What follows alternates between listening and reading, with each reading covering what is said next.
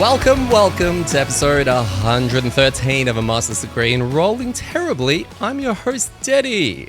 And joining me this week, a man who's left a bug's life behind as he now settles on centering himself spiritually because he's now the owner of multiple split personalities. So we welcome Gaz, and brand new to the pod, Gas and Jizz. Welcome, guys. Say hi.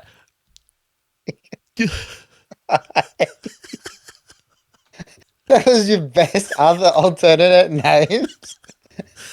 Look, All right. I was short on time. I wasn't, but Yeah, we'll run with those. No, I feel like that was done on purpose. Yes, it is. And I was just thinking then that I think you already gave me a intro about retiring the Beetle back maybe when we retire when I thought I was retiring the Beetle, but then I wasn't. So I was like, oh no, but this one makes more sense because I'm actually retiring the Beetle. yeah. I was gonna say, so that was the one that you really liked because I put a lot of effort into that, and then you let me down, and then the community down, and just everyone down by pulling a psych, right? That's right. Yeah. So in this one, you decided just to call me Jizz. Mate, that's not you. It's just one of your personalities. One of my personalities. Sorry. Yeah. So that's fair. Yes, it is. It's exciting. And no, I'm pumped to talk about the scenario that we did this week because I think that there's lots of cool stuff about it and how it fit in with everything. I'm really excited to go through thoughts on the Beatles. So yeah, no, it's a cool moment. Like lots of things to talk about moment. 100%. I'm very much looking forward to breaking that down with you, asking you a couple of questions, and fleshing out, I think it's because like ages ago, I was doing the Frosthaven retirement videos, the reviews, and I stopped doing those because they were taking up a lot of time, and time was becoming very just hard to put those together. And also, I put a lot of effort into the quality of those, so I was like, oh, can I be bothered doing another one of those for every character that we've ever done? But I think we're lacking those review discussions as a whole regarding kind of, going into just a little bit of depth as to how we feel about that. So I think we'll take our time and do that with the Beetle, which I think will be fun. Yeah, for sure. All right. On today's episode, right after our dirt sheet, we're going to be recapping Gaz's Beetle retirement scenario, which actually is not the Beetle specific retirement scenario. It's just the PQ scenario. It's the other way around, is it? It's not the Beetle retirement. I just happen to be retiring the Beetle through that, which is again an interesting piece when it comes to a person's experience, right? Because this is probably more from a Gloomhaven perspective, and then Crimson Scales as kind of that same. Sorry to jump. No. I love it. But I will always remember this scenario as the retirement scenario for the Beetle. But it has nothing to do with the Beetle. It literally, just then when I actually mentioned that, halfway through mentioning that, scenario 78, which, wasn't the Beetle, was your peak, it was when I realized it as well. It's not a Beetle scenario. It's the unlock to the next character. Yep. So it's interesting. And I think, again, like we talked about this through our Frosthaven playthrough about everyone's experiences change, and especially with some of the things like the challenge deck and blah, blah, blah, right, which just drastically change how scenarios are. We've had some where we've got totally memorable experiences, and it's been because of some random series of how our pieces fit together, right? Like decisions we made, characters we brought, things we chose to do or not do contributed to why a scenario had a X flavor. Whereas a completely different group can do the same scenario, have other slightly different flavor choices, and their experience, whether it's better or worse in regards, it's irrelevant. It's just they have a different experience, right? Which I think it's a fascinating, underrated element of how complex and well put together the Haven series is. Like, I know people go, oh, it's cool because everyone's experience is different, but that's usually where the sentence ends. When you actually break that down and think about it, and you got, I don't know, how millions, maybe hundreds of thousands, I'm not sure, somewhere between hundreds and thousands and millions, right, of people playing this game. Yeah. And so many of their experiences would be different. That's insane. There's no way of also capturing that unless every single group is going to basically write a chronicle or write a journal about what happened. There's nowhere other than Reddit and Discord where everyone's sharing little tiny tidbits of their kind of thing, there would be a world of fascination where you could sit there and, I don't know, almost like go through a history of someone's campaign, not completely in depth, but the decisions they made along the way, what party composition they had at what scenario, that kind of thing. I think that would be really interesting, and probably really interesting data as well for the data nerds out there, and devs and all of that kind of stuff. Yeah. Yeah. So just yeah. Anyway, just a little side note, but that kind of triggered it from you. Yeah, talking about it as a Beetle scenario, I think it's cool, and we're going to think of our Crimson Scales playthrough in relation to a starting party, which is another completely random thing that our whole experience through this campaign could have been completely different if we had we threw it off a vote. So it's like randomly selected a starting party basically. It's a good point. Uh it could have been completely different because all of our conversations would have been different. So yeah, it's I think it's interesting. Guys, you're getting me excited to play Crimson Scales all over again for some reason. Well, maybe we can do that when we finish 2.0. I, We'll I play don't, I don't, I Crimson really don't Scales. hate that. I really don't Yeah. hate that. By that time, we would have forgotten everything, and then yeah, we can go back and do Crimson Scales. But then they'll do 2.0 Crimson Scales, and then yeah. Maybe. Well, I'm still waiting for the, I don't know, Crimson Scales Frosthaven edition. Oh yeah, yeah, That, yeah. yeah. The community, yeah, yeah. Get onto it. Get Hmm. onto it. Um, Bring up, yeah. Side note on your side note. All right, questions without what do you call it? Questions without notice. Because this is a PQ that led to a scenario, so many PQs don't. Right? I think that might be something that may be changed for 2.0. I think there's a lot more that will lead to unlocking a scenario, which then leads to its completion, because those scenarios generally are flavored around the class that you're unlocking. So it's fairly easy to do. Do you think that should be the norm, right? Does that leave more lasting memories for completing a PQ? Uh, I think in short, yeah. Yeah, probably. I don't know if I don't know if the answer is yes, it always should be, because I don't think that's the answer for anything in the Haven stuff. I think it's like when we come across these interesting events or ways that events are put together and stuff, and we go, oh wow, that was really cool. But I feel like it was probably more cool because it happened infrequently. I think the retiring via a specific scenario is cool, and it does allow you to layer it with like flavor and kind of theme, like we'll discuss shortly. Um, but I feel like in some instances, maybe that it does just get in the way. Like some of them, you just want to be able to roll through and be done. You don't want to, if it's like, I don't know, earn 400 gold, you don't want to have to earn 400 gold and then go do like, oh, here's the gold scenario, right? Or whatever it you was. would you would adjust the PQs for that though, is what I'm thinking. So you would bring down the requirements to reaching that end so that you're still going to hit that 10 to 15 maybe scenario area. This is where the Frosthaven one did it quite well. They should have signposted it, but they did the thing where I think one of mine on the Snowflake was like 4, and they were spread out over 6 weeks in between, and we obviously delayed it. But there's ways of, if it's like kill a certain amount of bandits or something like that, you could have a lower amount of those that then leads to a scenario that is then time gated, provided there's a calendar system which allows it to average out a little bit. But therefore you can have a final scenario for every class you're unlocking, which is almost Yeah. like what they do with the solo scenarios, right? They've got solo Mm. scenarios for every character. So just develop one, not 2 or 3, but one, like as a PQ unlocker scenario.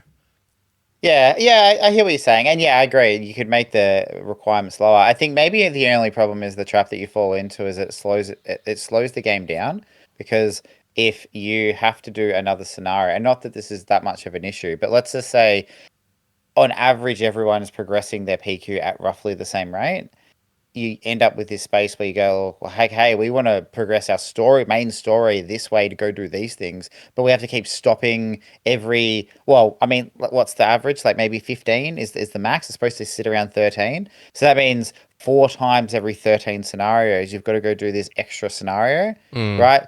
Just to retire the character, rather than just be able to. Well, I did my thing enough times, and now I can retire. Like, yeah, it's interesting. I don't know. I don't know the answer. I think they definitely make it a lot of sense, but maybe some characters don't have a good enough kind of theme to kind of put it around, right? Like it's just a dude rocking up being like, "Oh, hey, I want to fight too." No, I agree with that. I think the trap doesn't really deserve one. Yeah. I mean, the thing is in Frosthaven, because you unlock the characters in different ways, they kind of were able to plaster them all with a theme that way. So, Well, like, the PQs in Frosthaven also were tied to buildings. If you didn't have that as because you needed those to progress the campaign. If you mm, don't have those, let's say in Crimson Scales right now, we don't need to retire things to progress the campaign. Therefore, that thing you mentioned earlier about as you progress in the main story, everyone's having to do all of these. You don't have to. People are allowed, then can stay on the characters they want, which is kind of what they got out of Gloomhaven if they wanted to stay on one the whole time. Although that leads to potential balancing issues, but they're all like group fix things, I guess. yeah, yeah. So, no, no, it's interesting. It's definitely was a good experience doing this one and the flavor that it hit. Mm. And I would like more of those moments. I just don't know if I want all those moments all the time. Like, I mean, I don't know. There's this thing right with Magic the Gathering, right? I've heard it with others where they go, we can't make all the cards good. They have to be shit cards. And then you kind of go like, there's been explanations as to why, and I think it makes sense, and they know what they're doing. So I'm not going to say they don't, but I think there's an element of like you need some moments to not be the best, so that the best moments feel even better. So normal vanilla, which again we've talked about being still good but not amazing, right? But kind of retirement path, you go, yeah, cool. I went through this, I did this stuff, and now I'm retired. And then when we get a moment like this, you're like, whoa, this is this is massively different to what we normally do. We don't see this kind of linkage, and it makes it even better because taking another character that we went and did a retirement scenario for, the Bleeding Claw, that wasn't that was a cool scenario, and we talked about there being cool aspects to how that scenario was designed, but that wasn't cool because of the Bleeding Claw. Mm. You know what I mean? Like that wasn't a oh yeah, I can completely see how the dragon um relates to this like blood hungry vermling. Yeah. Unless I missed a major flavor component of that, right? Not in the way that this one did, anyway. Yeah. Yeah. So I got you. again, like maybe it's hard to do, but like, yeah, I don't know. I No, think I just think the ultimate conclusion to this is just make every scenario amazing. that's it. That's the Would solution. Easy. like that Just would do that would that. actually be that because then you would never actually have to wonder about we're coming up this PQ is going to lead to a scenario that's going to be really cool. No, if every scenario is really cool, there's no problem. Just make it all the best, right? 100%. All right. So also on our agenda is the amDirt Diaries. We're going to be doing our Beetle review, or Gaz will be doing a Beetle review, and we'll be having a Beetle discussion. And if we have time, we'll continue on with our conditions, but we will see what happens when we get there. Based on the fact that we've been going for 20 minutes and haven't started talking about anything on the agenda, the chance that we're going to have time at the end, very slim, but let's see how we go. We'll I might see. just give a one-word answer to my Beetle review, right? Like, No, don't do that. Yeah, you I'll won't. use at least I two. won't allow it. I'll have to get an AI to fill in the gaps. All right, dirt sheet. Two things. One thing, we did unboxing for your next character, which is Three Eyes. That will be coming out this week. Because we did it times two, is it like six eyes? Six Eyes. Truth. Yeah, no, Six Eyes, definitely. So, yes, what Gaz is referring to, and I didn't really want to talk about it at length during the unboxing, was that we actually, I don't know, back to what you said at the start, my intro for your retirement, we did that ages ago. And when we unboxed my character, the Leaf, we also unboxed Three Eyes. And it kind of sat on my computer in my recorded files. I hadn't edited it or touched it because I hadn't needed it yet because you then take backsies on your retirement. And it kind of sat there. Anyway, I was running out of computer space. I'd have cleaned out that whole folder, including an old recording of our unboxing. So we had to redo the unboxing, which is really annoying. We hate having to do that. It's only happened twice, hopefully. Yeah, at least this one was fine. The other one felt real bad, but maybe because the other one was my fault. Maybe this one felt bad for you because it was your fault. So I can't I don't remember the know. reason why. The other one, oh, because we did it. Oh, the We did it. Astral. No, Oh, there's that. But Bleeding Claw, we've also done twice. I oh, think did we, we? I think we did it sitting at the table, and then something happened. I think it crashed or Yeah, something. That's right. Technical issues. Yeah, yeah, okay. But yeah, so we did release it. It doesn't have the full. It's still a great unboxing. We still discuss it, and it was a good reminder about what the character was because we hadn't really revisited it since. But yeah, that should be coming out this week, and Hmm. it's really exciting actually. Yeah, yeah, it is. It's funny because it was kind of like rewatching a show that you knew that you liked, but then forgot what happened, and then remembered why you really liked it. I could remember the jet basic concept, but not the cards and not Mm. the card play because I kind of got myself out of that mindset after we did that unboxing and then realized that I'd cheated by not reading the whole like retirement card, which I'm so glad we did because we would have missed this scenario. If we were just like, oh, whatever, we'll just keep progressing forward. We completely missed this scenario. And again, we're going to talk about why this one was really cool. Um, but I completely forgotten about basically how it all worked. And I was actually going to go back and waiting for Didi to release the unboxing so I could go back and watch that so I could be like, oh yeah, that's right. That's what I thought at that time. I guess I'll use that as a, springboard to actually look at the class and start playing it. And it was like I deleted. I'm like, well, I don't hate this because now I can like relearn it We can relearn again it via together. unboxing. Yep. Yep. So it's yeah, so it's still good. It's still very much a discovery of the cards, the abilities, and how they're all gonna shape in with each other.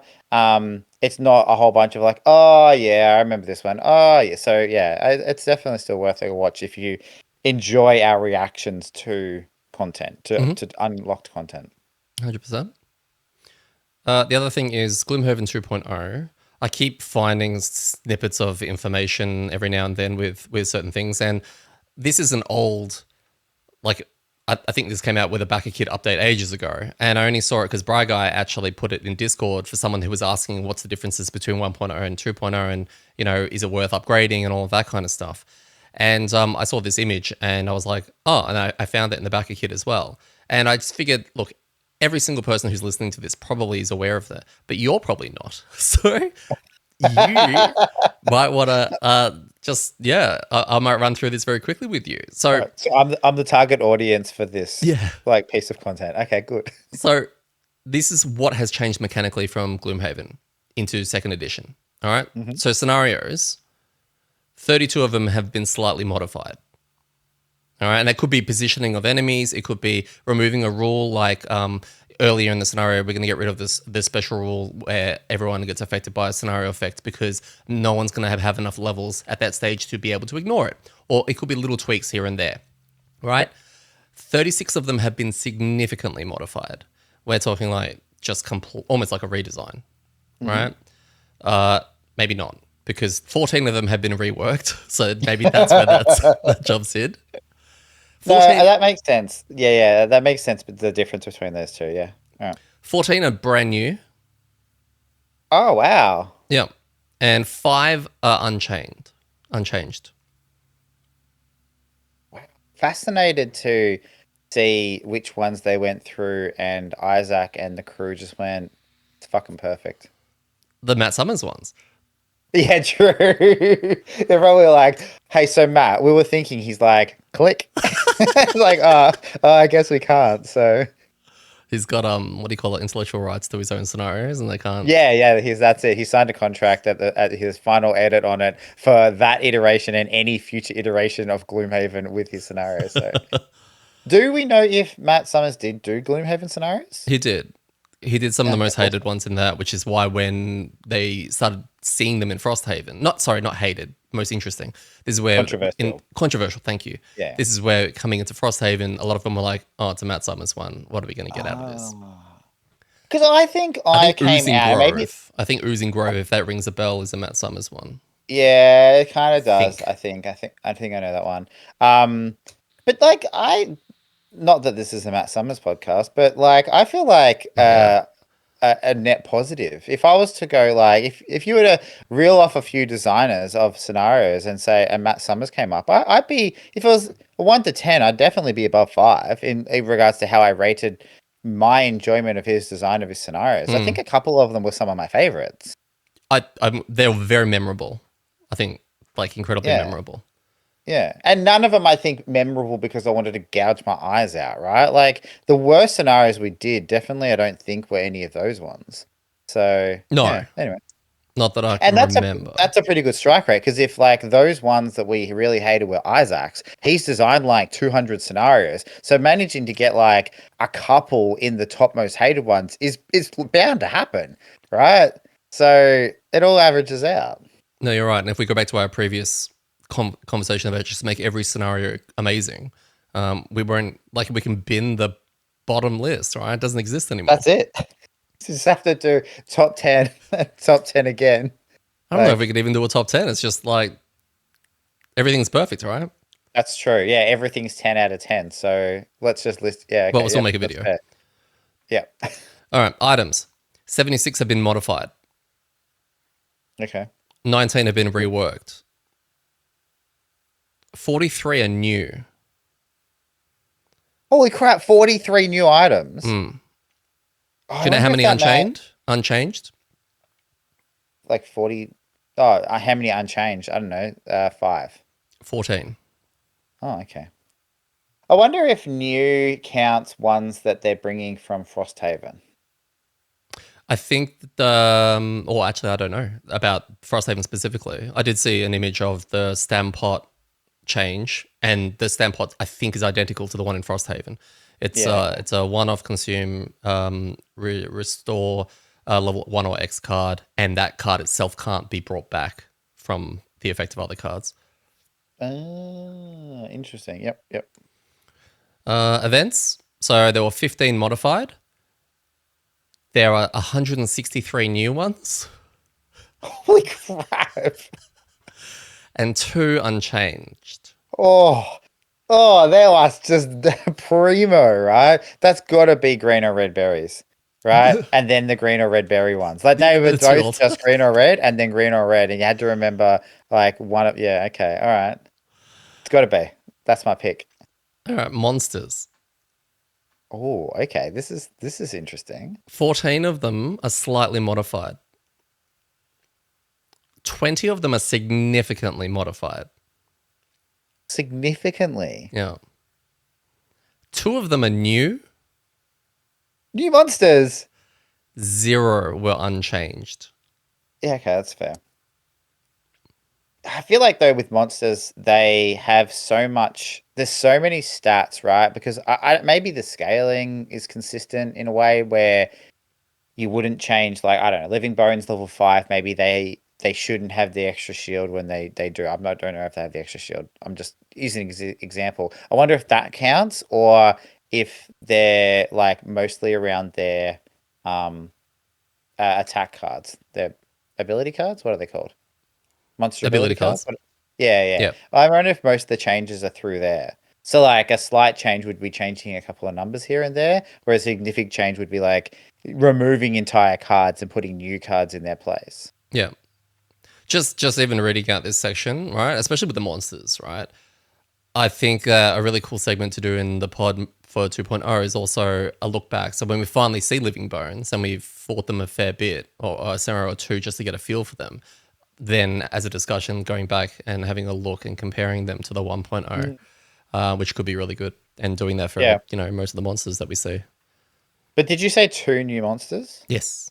2 new monsters. That's it. That's exciting. I really hope with new monsters and new items that just doesn't mean we've just grabbed a couple from Frosthaven and jammed them in somewhere, right? Like if a Frost Imp pops up, it's like, hey, right? Like I'm gonna be like, oh, no, that's not new. What if it's a Shrike That's Fiend? like a cameo. Yeah, that's it. Shrike Fiends and Frost Imps are now in Gloomhaven, which would be cool, and I'm completely fine with them being in the game. But you can't tell me they're new. I'm like, no, they're not new. Yeah, they're new to Gloomhaven, but they're not new. Anyway. PQs, 4 of them have been modified. 8 of them have been reworked. 6 of them are new, and only 4 of them are unchanged. Yeah, okay, cool. That's good. They've increased the battle goals from 24 to 60, which fits with Frosthaven. Frosthaven's got 60, which needed to happen.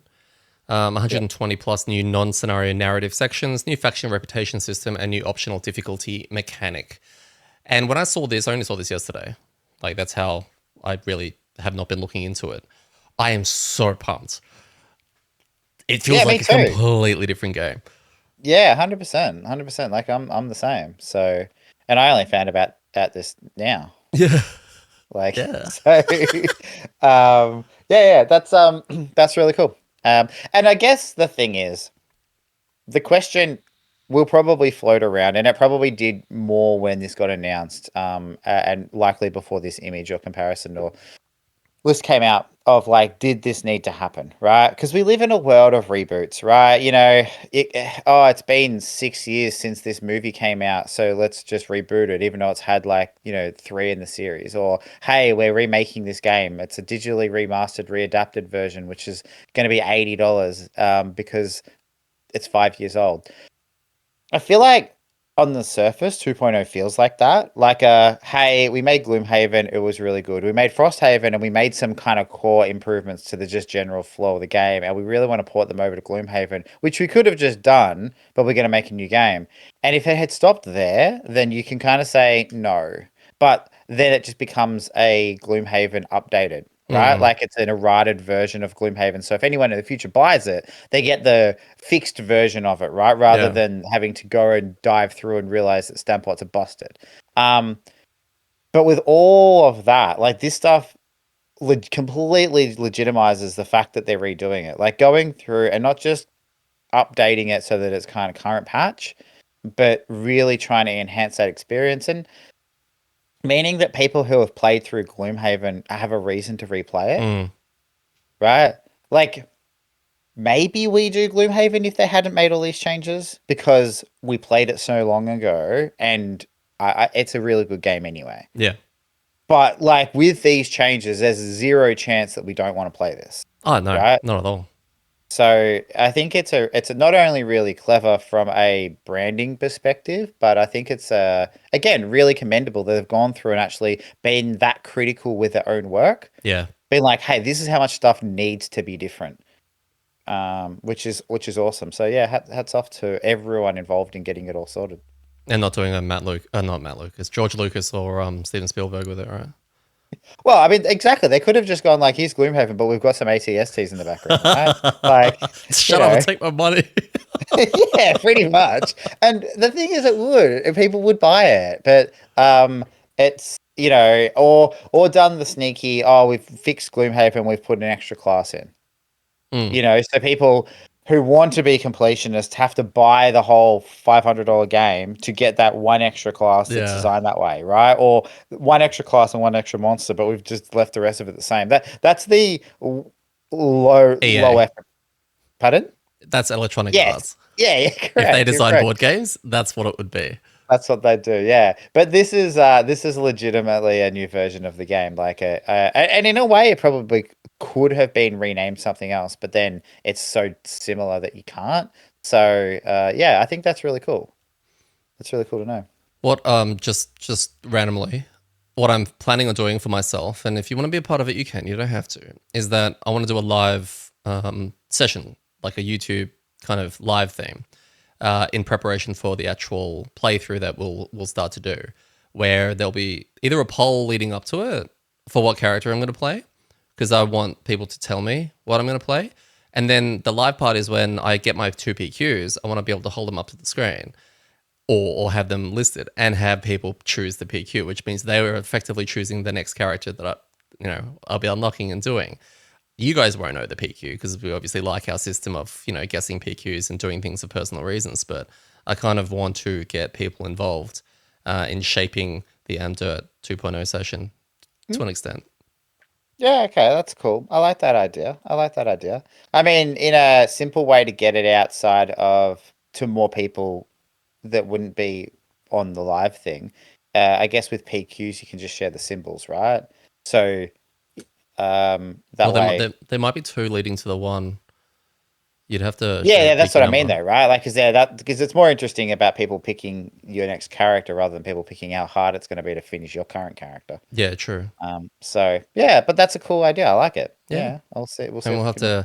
we'll have to incorporate people. It's hard to do with the Crimson Scales, but the way we did it in the Frosthaven through the pets and all that kind of stuff, we'll have to set something up so that it can be very nicely community involved. I think that'll be a lot of fun. I mean, maybe we can just name our characters after people in the community. We could totally do that. Totally do that. Yeah, I like it. Except for Phil's, who are named Bob. Unless your name's Bob, Yeah. then we can make it that person. Yeah, well, someone named Bob's just gonna rock up and be like, "Hey, my name's Bob," and we're like, "Oh, but it's already taken like 8 times." Yeah. All right. We'll do our recap, and yeah, the conditions things has gone off the table for this week at the moment. Anyway, this week did we 3-man it last week? How many did we have this Yeah, week? no, We I had think we did 4. no. Phil wasn't there.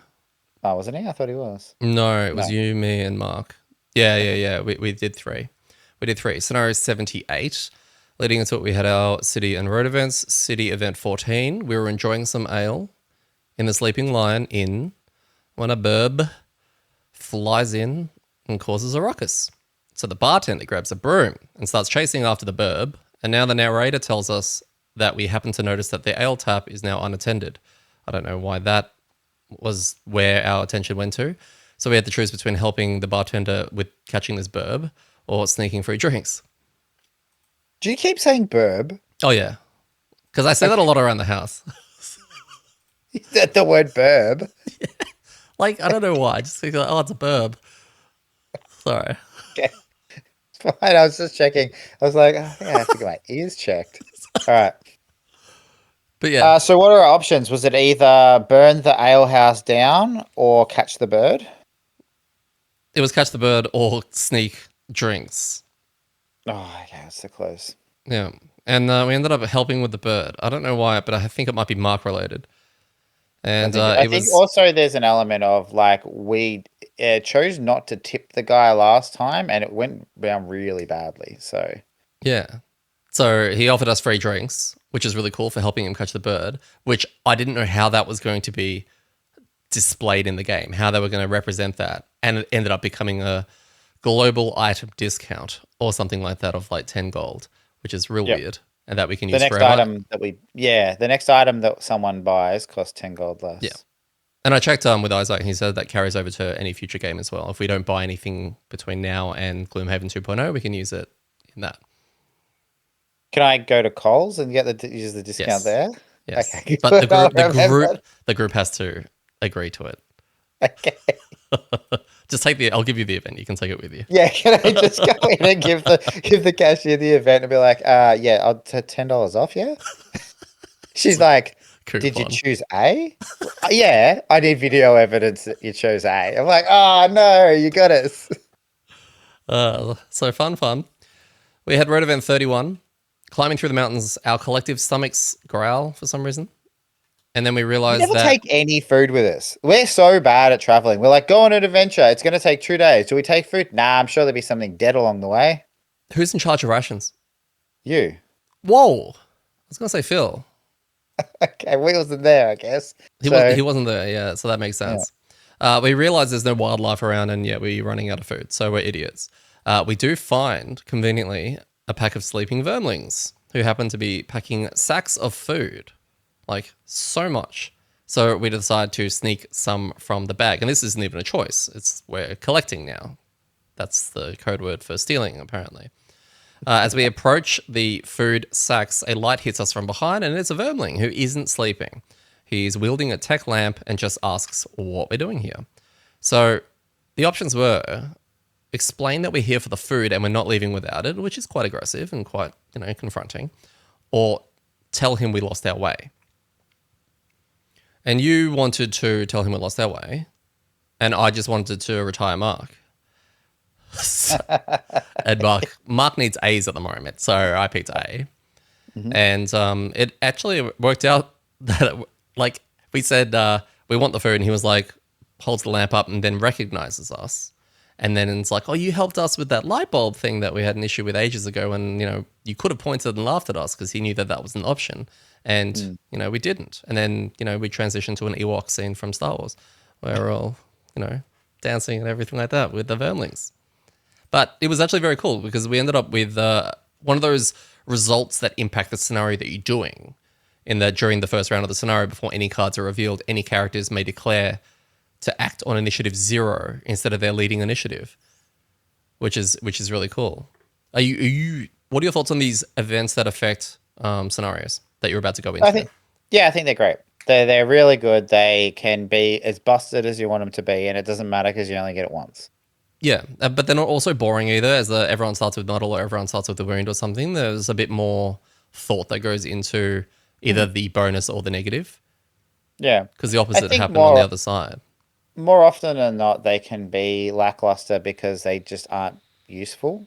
But that becomes more of a player choice, right? Like you can get into this cycle where you always do the same thing at the start of every turn, start of every scenario, or some characters will like only spend half of their actions, if not all of their actions, prepping. Right? We talked about a lot of this in Frosthaven, how zero prep. But that becomes a choice. So like, oh, you get to go at zero if you want, and you're like, oh, but my first turn I just spent prepping. It's like, oh, well, you could not now, Yeah, right? Like you could go do something else, which is cool because it allows people the option. You still get the choice of it. true. So I like it. No, I do like that. Good explanation as well.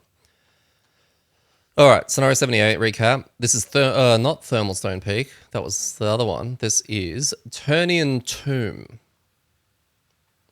So the story of getting into this is Gaz is busy plundering through manuscripts in the town archives when he stumbles upon the likely location of a tomb that no one has ever found. He feels this could be the biggest score of his career and tells his good mates Daddy and Mark that they should go with him so that they can all get rich together. Daddy and Mark, enjoying the idea of splitting treasure between the party, would love nothing more than to help Gaz retrieve this treasure so they can all be happy and wealthy. After days of trekking and talking about how they're the super best friends that would never abandon each other ever, they spot the entrance to a tomb. But note that a cult has already set up base at the entrance. The party wait till midnight before sneaking through the encampment to breach the tomb and see if there's anything left worth taking. So our scenario goal literally just said at the beginning, when the grave robber has ended their turn adjacent to totem A, the scenario is complete. At the end of that round, read a thing, which led to a lot of confusion because that was not the end of the scenario. And we didn't know who the grave robber was, despite your PQ saying, like, I think your PQ was called grave robber. Yeah. There was not enough signposting for me. I thought it was me. I think I said that, but I didn't say it with any conviction. I was more like, is that me? Right? Like that's not a I think that it is. And for my PQ, I had to loot coins in scenarios with living bones, living spirits, or zombies, I think. So it all makes sense of like the idea that I'm the grave robber, but it didn't trigger me to possibly look at that. And I think maybe you could have put that in the scenario description, like Yeah. in brackets. The person whose PQ is the grave robber. Look, Yeah. I'm glad that like we worked it out as we were playing it, and that we didn't run into a dude that was called the grave robber and then have to escort him because that would have Yeah. been way worse. Shit. Yeah. Correct. So no, I'm glad that it was a nice surprise that showed itself as we were playing it, and we pieced the puzzle together. I'm very proud of us. Yeah. The map Class. was a large three-tile tomb in the shape of a TIE fighter, and there was an extra smaller tile which is connected to both sides of the tomb, one being the entrance and the other being an exit. So the layout's actually really cool and well thought out. And the special rules will be lightly revealed during the recap. Are you ready for how it went? Yeah, I'm ready. Let's go. So Gaz and Daddy both activated Initiative 1 from the event. Gaz runs forward and doesn't make spiders, but that's okay, because we can wait a round or two to see them in action, wreaking havoc all over the scenario before we never get to see them again. Daddy, who's trying to pay homage to the single greatest null top decker in amDirt history, begins by doing exactly that. With that, I think it's also fair to say that Daddy is getting extremely close to taking the mantle from Gaz if he hasn't already, because I drew a null on my first attack, I believe. Meanwhile, Mark Ketchum stuns the party by summoning his newest mount, the Warrior Hawk, and the party and the cultists begin to rumble. Daddy uses his new milestone card to transform into graceful Angel Daddy and starts to flap into the air next to Gaz, whose water suddenly breaks. Now noticing the distressed Beetle, Hawk riding Mark adds to his menagerie, summoning his trusty Black Panther, and together with the angelic Daddy, the party gather around Gaz, who's violently pushing and moaning. And with that, we welcome you to the amDirt nativity scene. Now it's time for everyone's favorite segment. How does Gaz cuck the party this week? Let's start by quickly talking about the normal living bones in the first room. So Bony Boy, who has 7 health, gets chunked down fairly aggressively in the first round of the game by Gaz's retaliation and Daddy's first attack, putting him on 1 HP, only to be healed back to full health by the 2 cultists. The following round, Daddy hits him with an attack 3 PS3 and draws a crit, putting him back to 1 HP. No one attacks him the following round for some reason. Daddy's excuse is that he's doing important priest duties and Mark was milking his panther. So 1 HP Bony Boy decides to hit Gaz twice. During these attacks, Gaz decides he no longer wants to retaliate the final 1 HP needed to kill the Bony. And by round 4, Bony loudly announces it's going to heal himself, which results in Gaz deciding he'll finally attack it, with a default attack 2 and skillfully top decks his Nat Null, allowing Bony another round in the world and slowing the group's progression down once again. Cuck Gaz strikes again. The party clear the room by round 5 and Gaz Robber bursts into the connecting corridor only to discover an awaiting ancient artillery on the other side of the door, which is primed and ready to shoot both Gaz and Daddy, which will then result in splash damage onto all of Mark. Gaz immediately runs down the corridor, throws down a spider nest, and with his translocation device swaps his position with the artillery, putting it out of LOS of the party in what was absolutely masterful and worthy status of play of the game. I can now officially say the amDirt MVP award of Crimson Scales can proudly presented to you, CS item 27. Translocation device well done. The stone golems rush Gaz, who's now positioned in the corner, and the cultist summons a living bones and damages itself, to which Daddy makes the comment, I hope they do that 4 more times, as a joke, because it'll eventually kill the cultist. More on that later. This corridor is spent mostly attempting to keep the menagerie alive as we work around the multi-attacks from the living bones, watch the cultists constantly spawning more of them, trying to chip the stone golems down and collectively infuse the earth element 2.3 times every round between the 3 of us. The party starts to clear the corridor with well-placed assimilates and spider baits, and the attack 1 crit brigade comes into full effect as the monsters fall 1 by 1. By round 11, Gaz announces he'll probably go get set up next to the objective and asks Daddy if he has any heals. Daddy replies with a confident yes, and with that Gaz prepares to give birth for Mark. Right after requesting heals, Gaz proceeds to leave the area, going right out of range of the person who's healing him, and is then surprised when he learns he won't be healed if this action is performed. Still wanting heals, he proceeds to give birth next to Mark, staying within Daddy's range, so it worked out after all. Daddy then fulfills the pregnant Beetle's request and heals Gaz for 1 HP and puts a cloak over him so that he can give birth in privacy. He also bestows a healing prayer on the exhausted Beetle as well, completing a well-executed turn.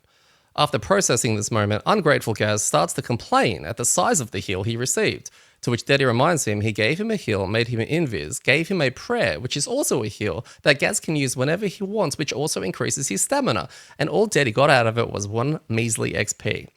The Church of Daddy is not a charity. What a dickbag. Next thing, he'll abandon Daddy's to die in a cave somewhere or something.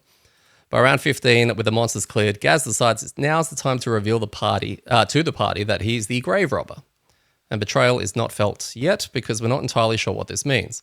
But grave robber Gaz makes his way into the central room and his prize, a giant, ornate, super expensive looking totem, sits on a pedestal just waiting to be claimed.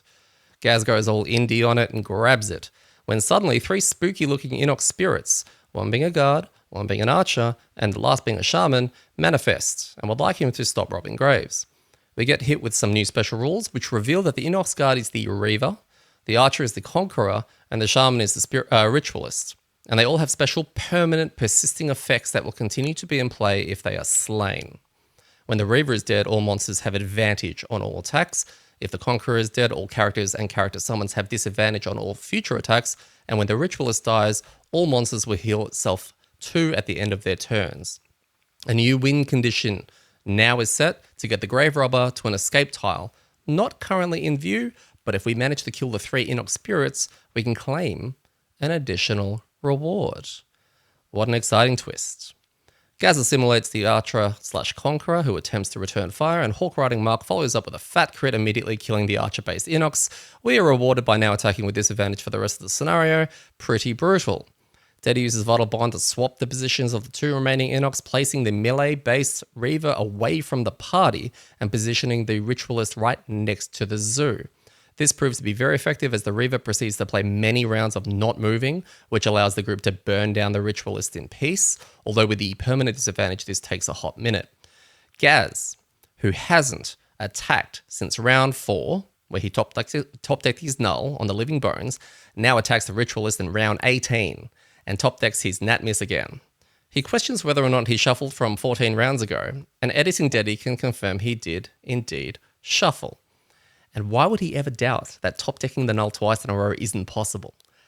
Gaz, in this moment of self-doubt, believes he didn't shuffle, performs the attack again, pulling a +1 and +2 on disadvantage, which is fairly convenient for the situation. And our podcast Dirty questions if it affects the integrity of any victory that be the outcome. At around 20, Mark announces that it's round 20. And we start checking with the Beetle if he'll have enough actions to get to the finish line. With the Reaver on 17 HP and the Ritualist on 8 HP with poison, it's going to come down to a spicy ending. But Gaz assimilates the Reaver, while Deddy and Mark bring down the Ritualist, bringing the spirits to rest and preparing to exit. Mark opens the door, revealing a few ancient artilleries and 2 stone golems, but further ahead they spot a hole in the wall for Gaz to squeeze through.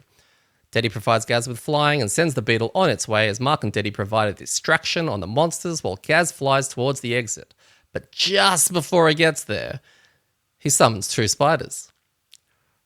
Finally, at round 24. Yep, the moment we've all been waiting for. In the second last round. Not a good spider-wielding target. In the scenario's final moments, Deddy takes an artillery hit to the face, killing him as Gaz slips through the collapsing exit and walks away from Mark's faint cries of, "Deddy, Deddy, no." All right, guys. What are your thoughts on the scenario 78? I really enjoyed it. I had a good time playing it. It had some fun moments. It had a we'll probably talk about this separately, or maybe we'll talk about it now. But the sort of midway, but like the 3/4 way part where the 3 spirits summoned, and then we had the optional objective of killing them all to get more rewards. Felt really cool because we were in a pretty good position cards wise, not the best, but we were in a decent space. So we had the option of is this going to be hard? Is this not? And that's, I guess, that kind of decision during the scenario. It was kind of like push your luck, right? Mm. It's well, this could be hard, and we might get bogged down here. We don't know what's in the last room. Yeah. So we don't know how hard it is. I was pretty confident I was being out at even at the worst, I could have just just legged it to the end because I had a decent amount of move, a bunch of HP, and I didn't think these things were going to burn all of us down that quickly. But it still felt like, do we do it? Do we not do it? And then we're like, yeah, let's give it a crack. And that felt cool. So yeah, ignoring the flavor of the class it was going to unlock, just the scenario itself and how it played out, I thought it was a really, really cool, cool scenario. I wonder how much of that's What do you think? tied to those things, right? If there wasn't the bonus objective, would that have added or subtracted? If it was just kill them, open the door, and then do the rest of it, it was part of it versus giving you that weight up, like you said, push your luck kind of thing, because it does add a whole new layer of tension to the scenario that may not have had it. Of do we spend time here wailing on these things, knowing that we're going to get really bad penalties to the rest of the scenario, but having the dangling of the carrot in front of us for being able to achieve that. Yeah, I think the carrot made the thing interesting. If it has either, hey, they've appeared, now escape, or hey, now they've appeared, you have to kill them before the door unlocks, both of those scenarios are significantly less interesting, right? And I think Agreed. all that comes down to is just agency, right? Is in we get to choose whether we're going to leg it and go, or we're going to stop and kill them before we go forward. And that makes it feel good. The fact that there was the kind of signposting towards the extra reward, which is, on a kind of side note, something we've talked about with scenarios before where there are potential additional rewards if we do things like these kind of sub objectives that that would be cool if they put them in the game more. But this really clear to call it out. And it did it in a way that was like, yeah, it wasn't very flavorful, right? Like, hey, they've appeared. Oh, by the way, if you kill more, or kill them all, you'll get cool rewards, right? Like, it didn't fit in with like the explanation of what was going on in the flavor text. But I think it's fine. Like, it didn't rip us out of our immersion. It just kind of like play a note, by the way. If you kill these guys, you're going to get some cool shit. You're like, Completely. cool, that's great. That felt better than like us sitting there going like, oh, do you reckon we'll get something if we kill everyone? Like, maybe. And then you do it and then you don't get something and you feel real bad. So yeah, I definitely think that giving us the option and telling us why we could or couldn't do it makes it 10 times better than just saying you can or you have to. Yeah.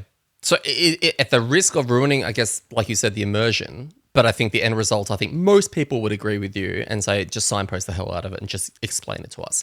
Yeah. There are scenarios that we had in Frosthaven that did result in, do we keep these guards alive? What if we get rewarded for it? Like, there's two factions fighting here, and then we got nothing out of it, right? There was also that boss scenario that ended up becoming, super flat, where let's just ignore all of the creatures and go straight for the boss. And then, yeah, it makes so much more sense to have a direct signpost just saying, if you complete it with these conditions in place, you'll get something, for it. Or it just doesn't say you'll get something for it, just additional objective, this. Yeah, correct. Like that's even it. Yeah, additional objective. Because I think where that means is that your default is that you just play the game normally and assume you're never getting anything extra based on how you go.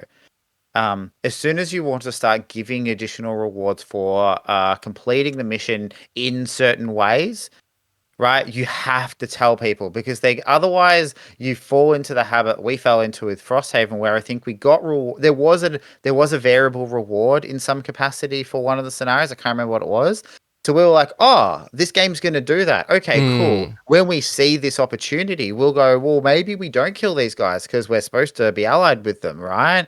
And then we get, and it kind of mentioned it in a way that we added our own thoughts into it. But like, we're like, oh, maybe there'll be hidden rewards here. And then there wasn't. And it's not just like bad luck, but it's like okay, that sucks. So they're sometimes giving you non-signposted rewards and then the rest of the time not. So you didn't know. No. Right. Whereas I feel like if it's going to give you bonus rewards for doing a thing or not doing a thing in the scenario, I'm completely fine with it coming out. And I think it coming out during the scenario is way more interesting than at the beginning. At the start. Yes, that's a really good point, because if it's at the start, you're planning the whole scenario around that. Whereas we happen to have the stamina, we may not have had it at the point where it was given to us, because it would have been potentially around 18, because we're dilly-dallying around too much, knowing that, that you've just got to get from there to there and it's a quick escape. But all of a sudden, if we have to kill these things, we have to commit more resources to it. That's going to affect the stamina side of things. And that's where you start to weigh all that kind of stuff up. Yeah, exactly. So and I think and just on that, like other things that you could do midway through are, in a treasure room like that, you could have things. I love the idea of also allowing it to be slightly selfish. So you might have an objective that everyone has to get somewhere, or you're doing something, but then you're in this treasure room and it's like, great, cool. Once you get in here, any character may pick up a treasure tile. If they do, right, they lose one to their movement, all movement abilities. But at the end of the scenario, they're going to get something cool. They have to make that decision, right? And that's cool, because then you can be like, oh, my movement sucks. But if you know that at start, well, you're like, oh, well, I can probably plan around that. So those things that pop up and jump in and go, hey, here, make this call, get cool rewards. Everyone wants to do them. So everyone's like, shit, can I do this? Because I'm trying to maximize what I get here. And that then means it's not only a push your luck, because you're kind of like, oh, I might take some risks to do the extra objective, but it changes the puzzle. Right? Because you might go into that room going like, I'm just going to burn all my cards. And then you're like, oh, wait, hang on. I need to kill these guys and still get out. Okay. All right. Now I'm not going to burn bright, but I need to play more conservatively so that we can kill them and I can still make... It's just stuff like that. So, totally. Like, I think that one of the issues that made us, I guess, metagame or think about that from most of our Frosthaven campaign was the very first scenario, A Town in Flames, right? Scenario 1 has those guards that don't move, they don't do anything. And they just stand there and play defensive and retaliate, I believe. And at the end of the scenario and the rewards, depending on how many you keep alive, they get added to your barracks, basically, the soldiers. I think it's a minimal reward like that. But because that happened in the very first scenario, that then became in the back of our mind for every scenario after that. That wasn't signposted. It maybe some people will see it as being obvious. Oh yeah, protect the guards. You're obviously gonna have more guards to protect Frosthaven. Once you reclaim it, but it's kind of a gotcha. And I Mm. think that if you're going to have gotchas at the end of bonus conditions or bonus situations of fulfillment, people are spending an hour, 2 hours, 3 hours in these scenarios. You can't do that. So the way this scenario did it was the perfect way, and I think that's Mm. why we enjoyed it as much as we did. Yeah. It just combined the idea of having bonus objectives, made them obvious, but also weighed them up as to the importance of doing it. Because if we got through halfway through killing those 3 Enochs and we only killed 1 and then realized we had to leave, that's on us, right? It's how we felt, because then we'd have to repeat the scenario again. And that's what Yeah. added to that session and made it so good. Yeah. Yeah, exactly. So what a quick chat about the actual, because we played this on +1, Yes. right? Yeah, so we were still in this mindset of like things are a little bit harder than we normally do. How did you feel the fight with the 3 spirits went? I well, it was more like 2 spirits, because one of them, the archer, just went down. Obviously, with Bane, right? You're gonna have a nice, instant, quick way of removing something, but the puzzle of the on death persistent effects was really cool, right? Because otherwise you could just blow up a room. But we had to actually sit there and think about the repercussions of when we killed something, what that means for the future. And we worked out if that conversation we had about which one to kill, will it lead to disadvantage? Will it lead them to having an advantage? Or the heal one, which all of a sudden removes your ability to then contribute via Bane. Hmm. Yeah. Right? That was very cool. It actually had us strategizing around the best way to approach that with our specific skill sets and making sure that we get the best out of our characters. And we made that decision to take the disadvantage one because, we probably would have been okay with the advantage one as well, but that would involve, I believe, killing the Reaver, which would leave an archer up attacking with Yeah. advantage, which would have been rough. Yeah. So, I think that fight was very well done. I like the fact that it uses 3 monster types that you have automatically in the game. You didn't need to have an extra boss with boss special 1, boss special 2, but there was enough like passively there and alternate there to make it feel fresh. Not to mention this is the second time we've seen Inox in Crimson Scales for some reason, so it's not like we remembered anything anyway. So did those, just to check a rules thing, did those 3, like the archer, the shaman, and the warrior, I think they called, or soldier, did they just use the standard deck for those Yep, I characters? believe so. Yep. Okay. Oh, cool. But like they have different stats? No, don't. I think they may have had inflated health Yeah. Okay. potentially. Yep. That Yep. might have Yep. been the only change. Yeah. Yeah. Yeah, interesting. Yeah, that's cool because I didn't know that, and I mean, it wouldn't have really helped as if we had or if I had, because as you said, we have barely seen them in the campaign, so we would have been like, oh, we don't have to worry about these because half their cards don't move, right? Um, but yeah, that did feel it did feel cool the way that they had the on death effects, but they weren't. Again, we've talked about when you uh debuff the characters, the game can just feel less fun, right? So again, thinking about like the chill effect, right? Like -1 attack, -1 move. Like doing that to people, like, oh, once you kill this guy, you get negative to your stats. That sucks, right? And it's makes it harder, yes, but it also isn't fun. Mm. But the advantage disadvantage you can work around, right? Like give yourself advantage, and now you're just attacking normally, which is, I mean, yes, you're losing the chance to have advantage, but it's still normal. The monsters healing at the end of their turn is an interesting one because it means if you can do lots of damage to them before they have a turn, it doesn't come in. So all of those things, you have ways of playing around. Yeah. But you don't have a way of playing around. Oh, you get -1 attack, -1 move. Like you No. play a bigger move card, right? But you can't just go, I have an ability that I can use. So yeah, I think stuff like that is really interesting, and I wonder if that's a design space that they could play around with a bit more of these kind of aura effects. Mm. Like while X monster is alive, other monsters get this ability, or players get this negative ability, something like that. Mm. Um, I like them because yeah, you're something. right. It gives you something to play around. It's not. We could have just gone. I don't want to have this advantage on all my attacks, so I don't want to contribute to. I don't want to kill these three guys. Let's just get the hell Yeah. out of here, right? But you can't. It's risk reward. You can't have your cake and eat it too. Okay, it's a board game. No one's going to come over and break your legs, right? You can definitely say house rule that those negative things don't happen. Um, Yeah, I but suppose you could just cheat, right? Like, yeah, but it's part of the experience, and I think that this scenario did it better than so many other scenarios that I have seen. Just from a boss fight feel without needing a boss.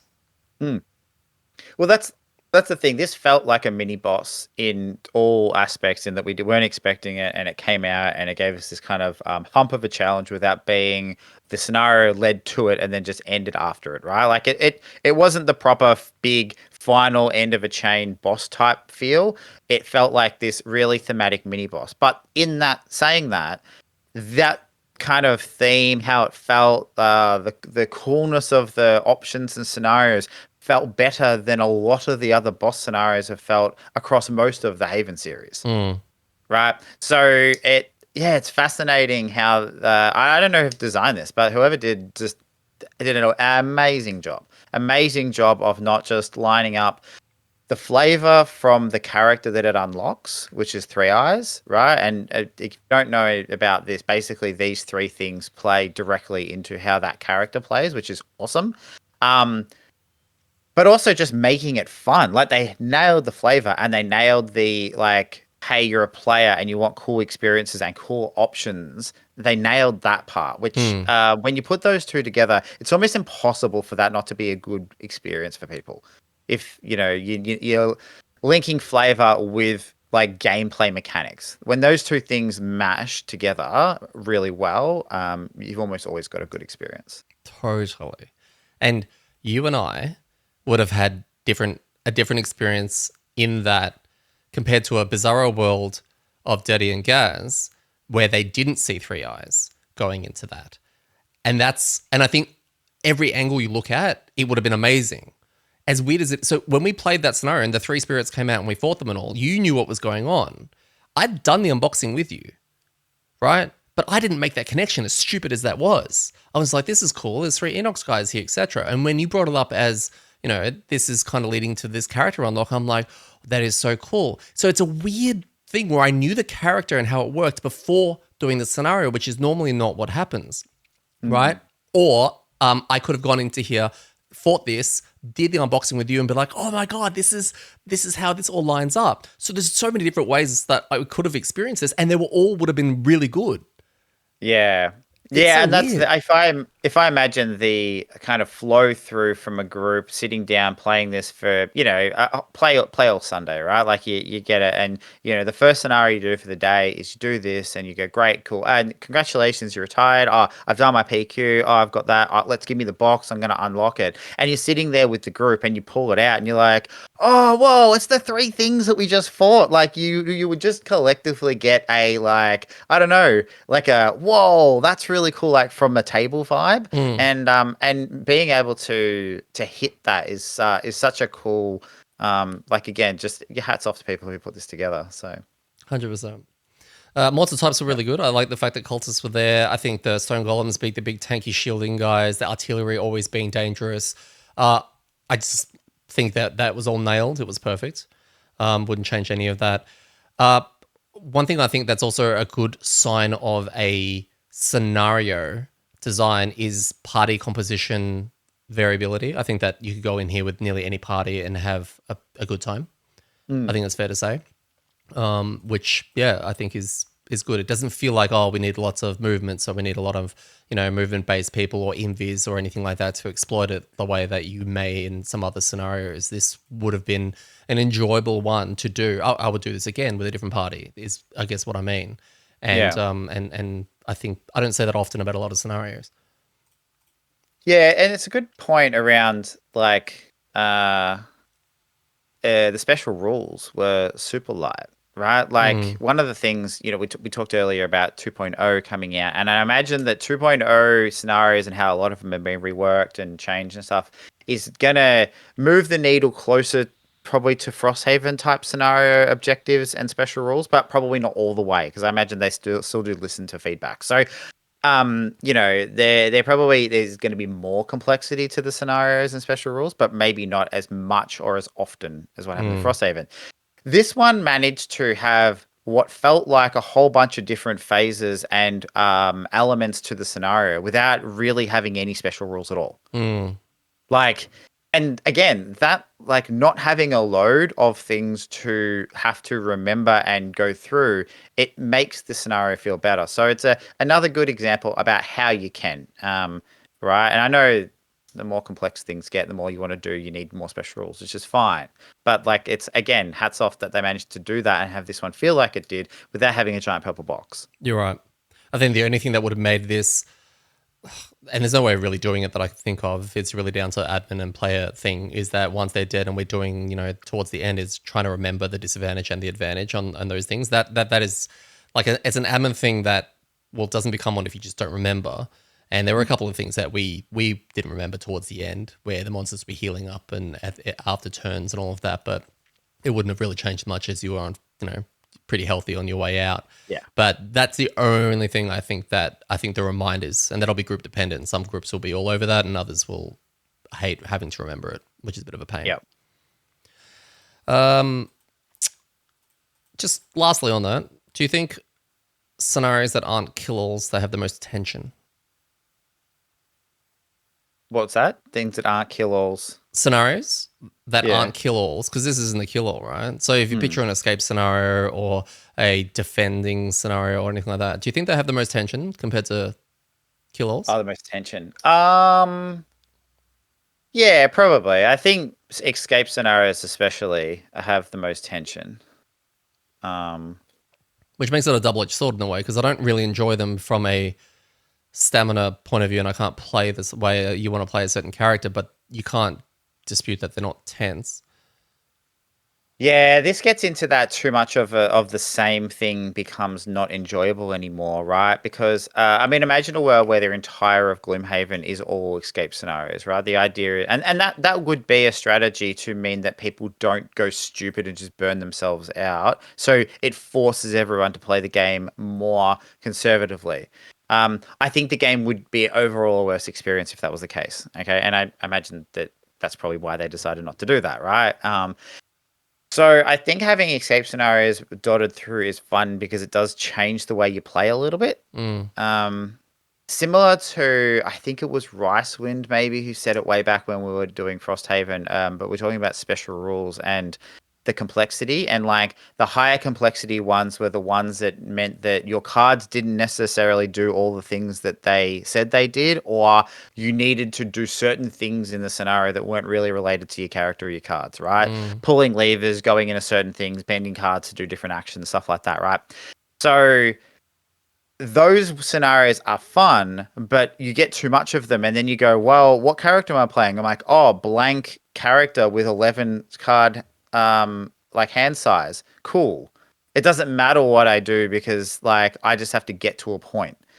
Um so now that's oversimplifying escape scenarios because that's not what they are. But I think if you do too much of them, then it becomes a lot more about like I need big move cards, I need disabling cards, I just need to get through tanky cards, and that's it, right? Like, why do you Totally. need big damage when all you need to do is get from A to B? Mm. Um, so yeah, it is an interesting balance. And this one, and I think we did one recently where the loss based on not escaping was focused on a person, which was like just me in this scenario, or focused on a timing window. So like the second chill one we did, where you had to pick up the orb, where if you Yes. died while you had the orb, then it was game over. But Yeah. if you dropped your orb off, then you could go nuts if you wanted to. Yeah. That's really clever in a way because some characters want to burn bright, or there are even PQs that say exhaust first, right? Or there are sorry, not PQs, battle Battle goals, but I goals. think they're PQs as well that say exhaust a bunch of times. So you're saying like, hey, yeah, you can still do that if you want, but it just Yeah. means you got to get your shit to where it's going really quickly and then just go crazy, right? Yeah. So yeah, that's where that kind of comes into play as well. So yeah, so overall, yeah, they definitely have more tension, but I think that that tension can become obnoxious after a while. Yeah. Um, Give me a very quick response to this. Should we have more objective based things? Like, how hard is it to implement? At the end of the scenario, if everyone has at least 4 cards left in their thing, get an extra 10 XP or something like that. Should more scenarios have a bonus objective? Yeah, 100%. I think so. Should Yeah, an all optional scenarios have it? bonus. Oh, I don't know all. Again, it's like I say only yes, 100%. only a Sith, works in absolutes, Yeah. something like that. I don't think all, just because I don't think that's the right amount, but definitely more. I say all. So let's meet in the middle. Yeah, that's it. Did Ormi okay? Did Ormi okay? I think he'd be fine because it wasn't particularly dangerous at the start, and we were tanking most of it. It just depends on how gung ho he gets. Well, it depends if he locks on to a golem, because he's not going to do much damage to it, and they hit pretty hard if they go, hey, that guy, stop it. Or same thing with living bones, and they attack the same target that many times. Yeah. It just depends on. Yeah, there definitely points that he could get very booked, but yeah, I wonder maybe he'd be okay. Look, All right. honestly, the last like 12, 15 scenarios, Ormi would have pissed me off because he would have been standing all over my bugs. Yeah. So, like, I probably would have been waiting for him to die so that I could start playing my character. You're so right. We're going to do another thing where you play Beetle and we play Ormi, and it's just Okay. for the whole thing. All right, amDirt Diaries. Beetle, take it away. Gaz, thoughts, review. The Beetle. All right. So, thoughts and feelings. It was a bit of a wave. So I started off really excited by this, both with the theme. I love the Harrowers. I love everything about the Harrowers. Every time I get a Harrower character or adjacent to a Harrower in some way, I think that's really cool. And they've done a really cool job of making them really different, but still kind of carry that off. And I don't think this was any exception to that. I think I really like the flavor. I enjoyed the play style and the challenges that it faced. It wasn't like it was kind of cool to work through. But it's say like by the end, if I was probably whelmed, right? If I wasn't overwhelmed or underwhelmed, I reckon that my final experience overall by the end of it probably met my initial expectations, even though I went up and down through that journey. So I think a few things that caused me to wane, to kind of wax and wane or go up and down on that was figuring out what I was supposed to do. Now, Is it fair to say that that took longer on this character than a normal, like any other character that you normally play?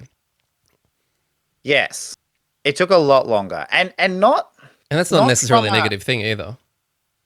no, and I think maybe it's also an individual thing because there is probably a pathway, and again, just in case people aren't aware, like I don't really look anything up. I don't look up guides or read through the outposts or whatnot to see what other people are doing and how they're playing it. I just kind of just figure it out. Like that's good enough for me. And I think there maybe is some more aggressive, simpler paths through it. Like there might be some synergy between some of the cards that go that way. But I found basically I was trying to play a tanky, retaliaty, supporty style character because it seemed like a bunch of the cards played around that. Mm. And I think maybe early on I was just struggling because either I didn't have the HP to do it, I didn't have the tankiness because I had a lot of ways of dishing damage back out via retaliate, had a small window of tankiness, but that would kind of drop off really quickly.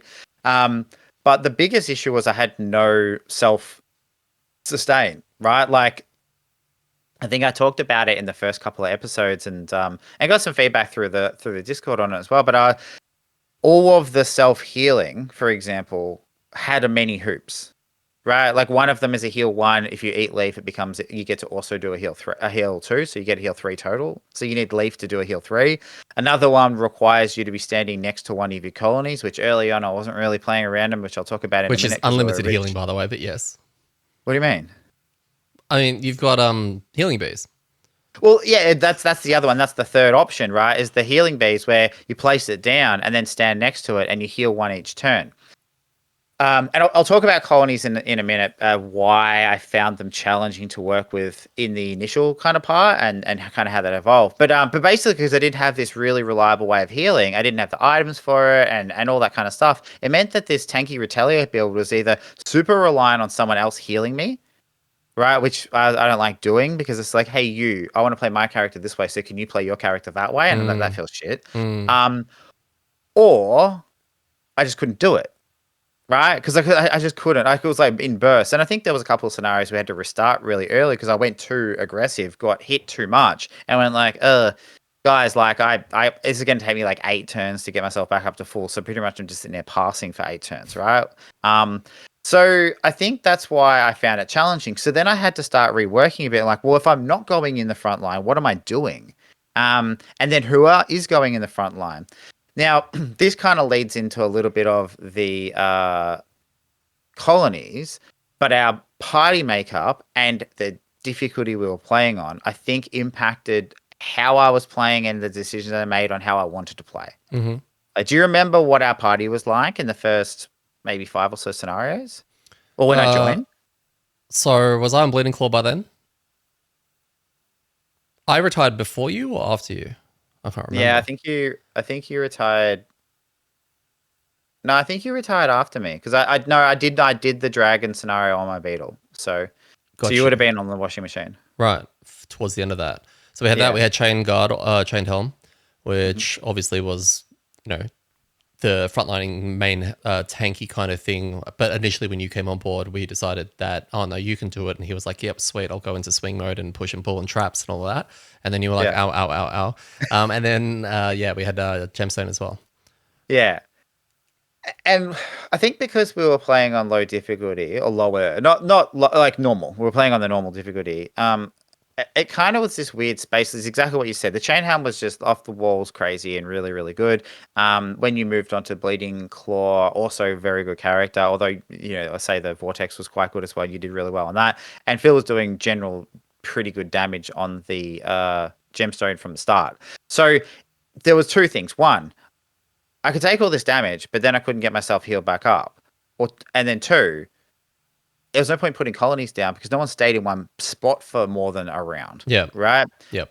So it meant that it was like a lot of work to get forward, tank a bunch of stuff, then get myself back up. And even putting down like the early colonies, like everyone gets a shield, everyone gets retaliate, everyone gets a heal. They weren't doing anything. Mm, Like I could give myself one more retaliate for a round, which wasn't really my problem. Like dishing out damage wasn't an issue. yeah. From that way.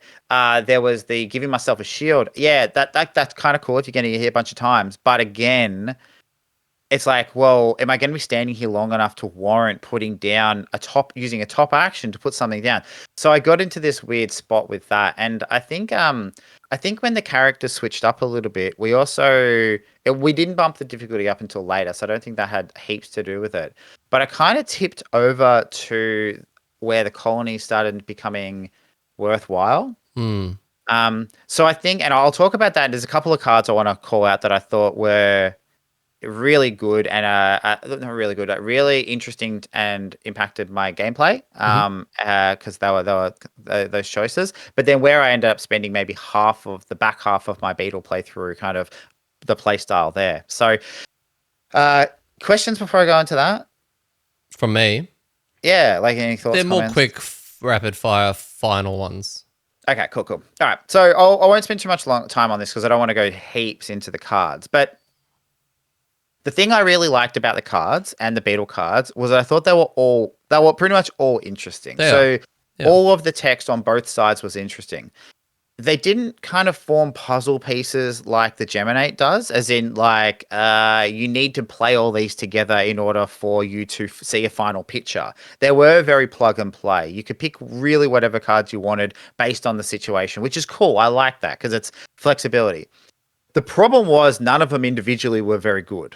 So it's like, and when I say an individual, I mean none of the cards are like the half of the cards. So like a top action or a bottom action, none of them really stood out. Where you're like early on, later on, some of them get pretty powerful, but early on, where you're like, wow, this is bonkers crazy, right? Like take Burning Stingers as example, which is one of the level 1 cards. The initiative's garbage. The top action is like targeting 3, attack 1. So that's shit, right? But if you consume fire, each target takes a pure damage. Mm-hmm. So good. But it does mean you need to jump through that fire creating hoop, which is really quite tricky early on because the bottom of that card produces fire, so you can't do that.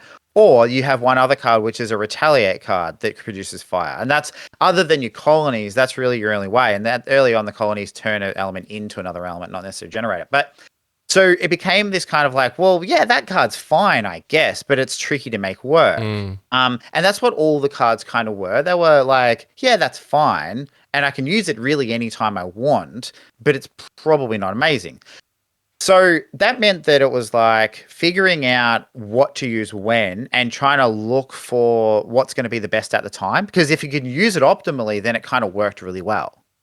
Yeah. Um, the other side of it was that it wasn't so it wasn't like a combo engine, right? Like some of the characters that like you got to play these cards in this order and then you explode, right? Like I use the drill as an example, which might not be a common knowledge one, but I can't think of any baseline ones. But basically, like these are the 5 cards you want to play on your first, like 6 cards in your first 3 turns, and then In this something dies. particular order, yeah.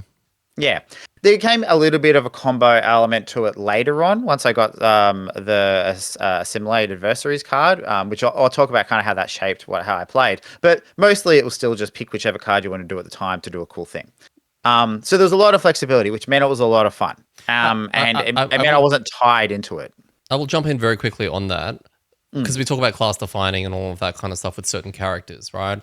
And it was almost like with the Vortex, there was that on attack 6 that I was doing that used 3 Tide Pods. I can't remember with advantage, and it did a push, but there was those moment turns where a lot of characters and classes have that. Oh, he's doing that thing, and up until assimilate adversaries, you I didn't know what that was for you. You had a lot of class defining cards, but the moments of them, of here's a colony, no one else can do that, haha, they weren't like as impactful. You were lacking that. Oh, when's Gaz going to do his thing? Not all the little tiny things he's going to do. The big one. And I think at that moment when you finally got that, and probably after that with spiders and all of that, that's where your character really started to take shape as, oh, he's going to do that thing. And we all got to look forward to that thing.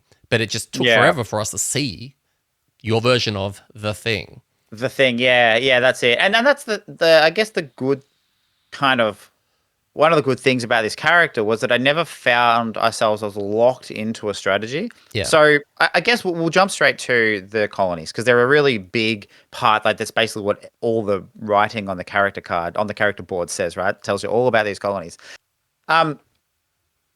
For those who haven't played the character, basically they're tokens you put down, and then anything around them gets some kind of buff. They're persistent cards you play, and they take up a hex. It can't be put on a hex with anything else, right, at all, including terrain. And if any figure moves over them in any capacity, they get squished, and you take a damage. So, and the monsters don't treat them as negative hexes, so they'll just walk straight over them by accident, right? Yeah. The first ones you get are heal. Everything around it gets healed at the start of the turn. Everything around it gets a shield. And everything around it gets a retaliate, right? So they seem okay, but the problem is that placing them down, they're top actions, and it felt really bad to spend a top action to just give everyone one shield. Even as I got on, there was one I got at, I think, level 4, which all allies added +1 attack to their melee attacks when they were adjacent to it. That I could see being abused and being absolutely busted, and probably would have played it more if I hadn't gone into the build that I was going to, but I did choose that card, which is level 4.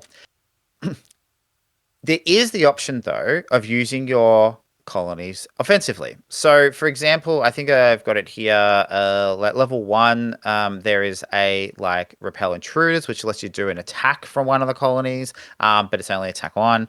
No, actually, you do the attack normally. You just destroy it to give immobilize. The main one, I think, is overwhelming swarm. So it's an attack 4, which at level 1 is pretty high. Immobilize, which is pretty cool as well. Perform it as though you were occupying a hex with a colony token, right? Within range frame. So you destroy it, you take the damage, but you get to do that thing. So that's pretty cool. But I could never really find a world where I wanted to place a colony forward enough to then attack with it. And because placing a colony is a top action, doing the top of Overwhelming Swarm as a top action. It has to be the next turn. And it all just got in this really weird spot where it's like, this is way too hard to do one attack for. Mm. Fast forward to when I got to level 6, right? And I got this card called Assimilate Adversaries, which is the one that we're talking about. And you might have heard Deddy say on the recap about how I was assimilating things. This card basically reads, destroy 2 colonies. So you need 2 out now to do this, so even more hoops. Bane, target 1 on normal or elite next to one of those colonies. And then you put a token on that enemy. And when that enemy dies, you get to place a colony out. So it kind of like uses 2. It dies, you get to place 1 out for free. So that's that. You really, at that point, now you're only needing to place 1 more. The good thing was that there was no real issue with which ones I could destroy. So as long as I destroyed one of them, it was next to the thing I wanted to bane, I could start doing that.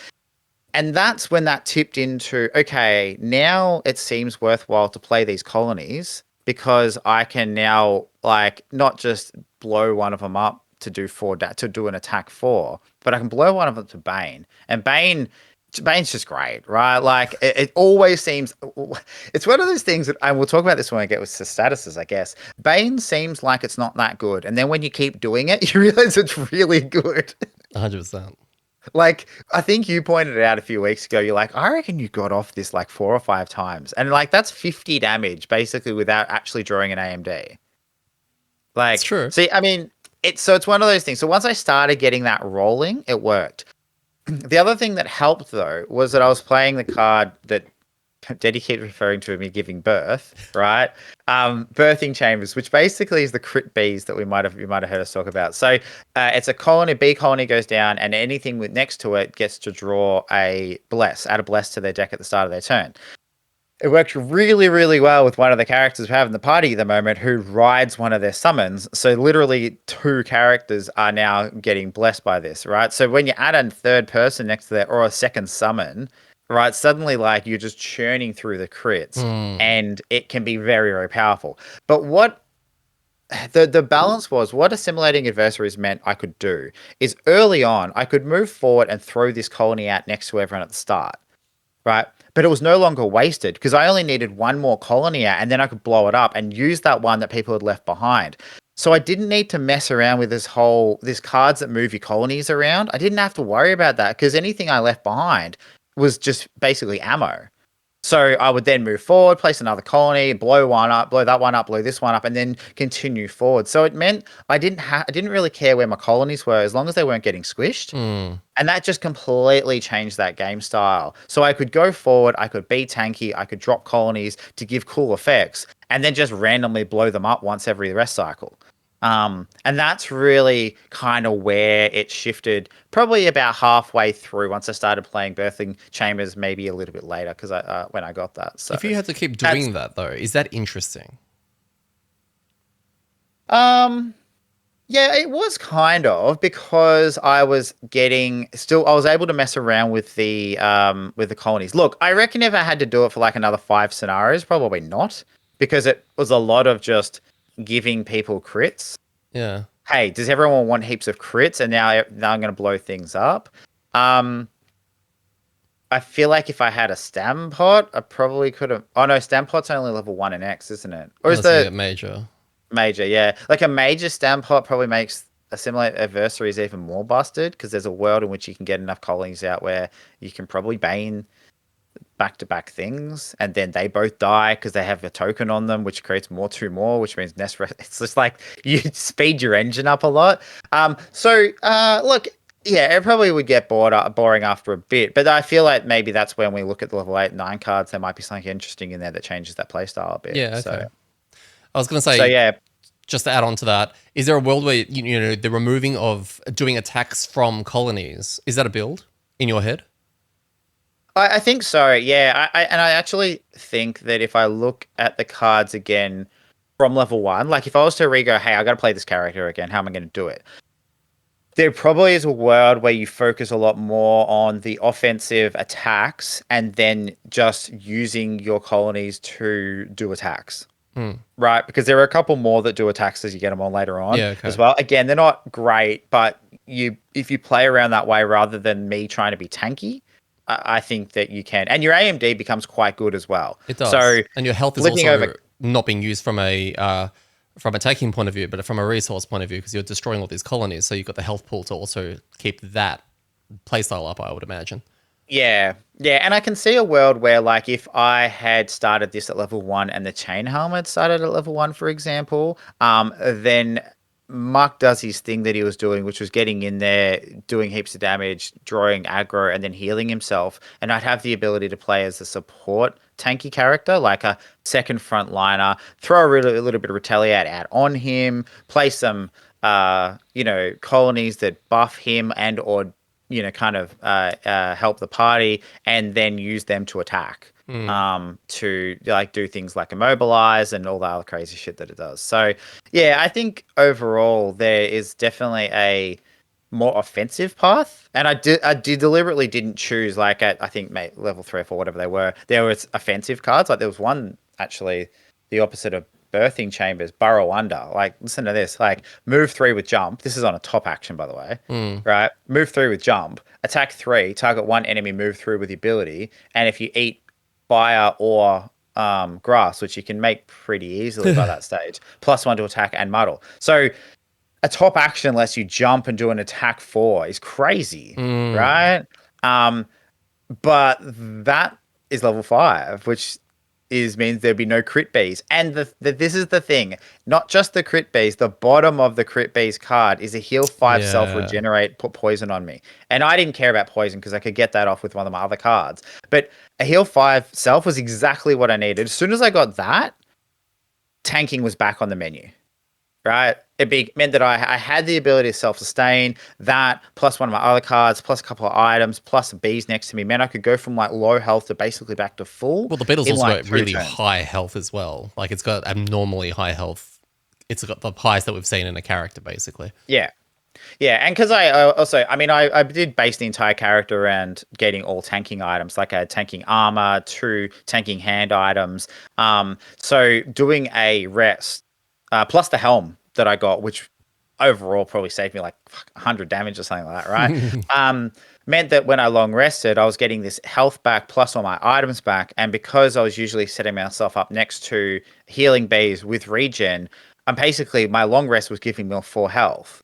Plus the start of my next turn, I'm getting like another 2 health plus all that heal. So it basically swung it from takes me ages to get back up to really with the setup 2 turns and I can be back on almost full, which meant then I could just jump back in. So that's kind of where that changed as well. So yeah, if you talk about class defining, level 5, I reckon has the cards are bonkers. Both of those cards are insane. Yeah. Okay. And it's only because at level 6 I got the choice to bane things that I didn't go back and choose the other level 5 card. Yeah. Okay. No, I love it. So, I love it. All right. Very quickly, where does it sit in your personal tier list? oh, I don't know. It's so fresh, so I'd say quite high. I mean, it's probably say top 5. That's I mean, like, how many characters have I played?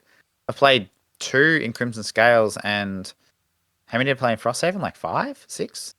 Yeah, something like 4 or 5. Yeah, 6, Yeah, so somewhere in that. definitely top 10. For God's sakes. Uh, No, it was one of the more interesting ones that I've played, and I don't think I didn't enjoy any part of it. I was just trying to figure stuff out. So yeah, definitely wasn't one that I was just like, I just want to get rid of it. Which I did love that it took a while to solve, and even then, even now, there may not still be that word of solved. I like that every week you were like, I still not too sure how I'm doing, what I'm doing.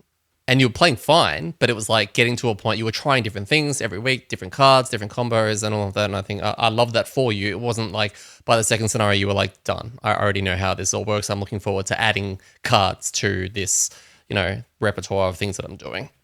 Yeah, yeah, and I think the thing that spoke to exactly that it took me so long, but also I was fine to keep playing it, was the fact that when we thought that I'd retired by accident because I didn't read the card, you had retired because you did read your card properly. I thought I had. When we figured out I didn't, we didn't do like you set it up. You set up my retirement Mm. scenario like 4 weeks ago, and I was just like, no, no, no, no, don't worry about it. Like I was happy to continue to play it. The only reason I did my retirement was because it was very conditional based on what we were fighting when we were fighting. So I didn't want to not do it then and then have to wait like another 6 weeks or force the party to go do a scenario that they didn't want to do. Mm.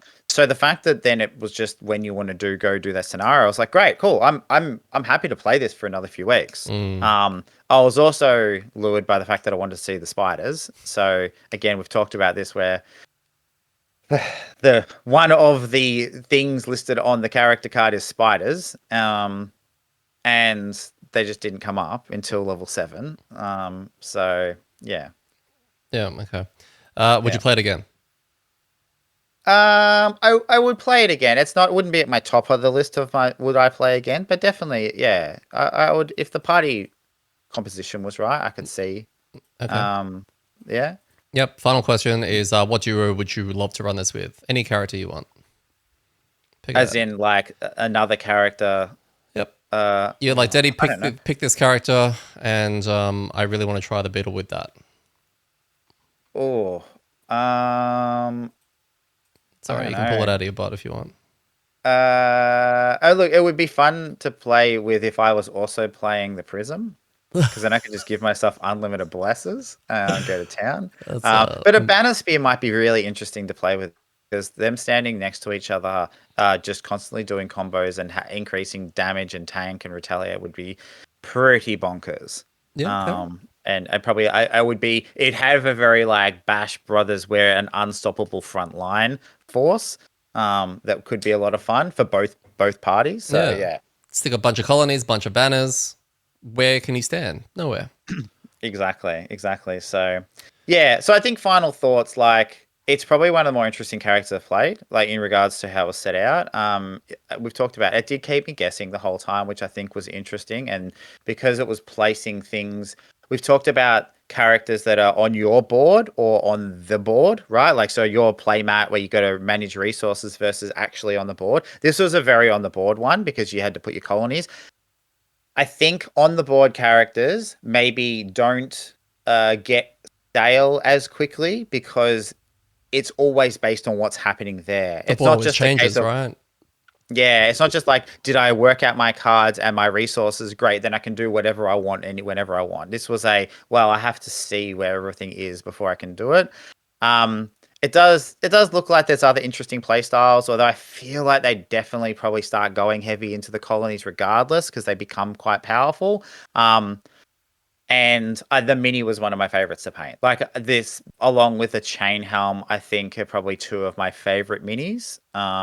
You like big minis, Like basically. uh, well, they are a lot easier to paint because I'm not very good at painting. So the bigger they are, they're more interesting. But yeah, I love the Harrower stuff like through all of the games, and it was really cool to be able to paint another one. I thought it worked really well. So Awesome. Awesome. Well, thank you. Yeah, you want to have a look at some new cards? yeah. Okay, cool. Let's have a look at the level. What are we? I got to 7, didn't I? Yep. All right, so level 8 and 9. All right, so or just quickly without looking at, I haven't looked at them do you yet. have Yeah, have you got any predictions of what bonkers shit there might be in there? There has to be another colony. I'm going to go with a Bane colony. We'll go with that. You don't really have any positionals. You'll probably have another one that really upsets an ally. Probably Bane an ally, but then they get like some really like plus 18 to the next attack or something like that. Yeah, I'm not too Sounds sure. good. Let's see what we've got. So, level 8, we have. Oh, hang on, I just scrolled the wrong way. We have coordinated infestation. So it goes to 45. It's an attack 2, range Oh 3. wow. In a formation. All allies in the targeted area suffer wounds. So there you go. There's your piss off an ally thing. And if you consume fire, then the enemies also get to have the wound. That's It's not bad, interesting. especially with your I mean, AMD. look, if I next level without looking at it, like that would be a great card. Like Mm. hitting a range 3 is good. That formation because the closest hex has to be in 3. The other two can be further Yep. away, right? So it actually is almost range 4 or 5. Yep. For the furthest target. So yeah, quite good. Quite good. And it makes leaf. So that's something that we struggle to make, especially in the last scenario. Yeah, I think that's a really good card.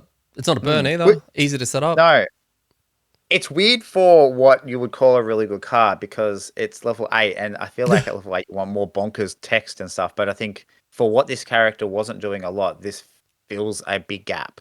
Oh, there's So not many hoops there, right? Take the no hoops. mm, yeah. At the bottom is a move 5. Consume leaf to shield to self and then create fire. I mean, Move five's good. move 5. Move five's good. Yeah.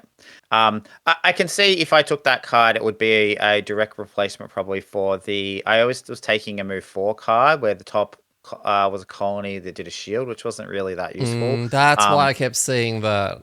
Okay, that makes sense.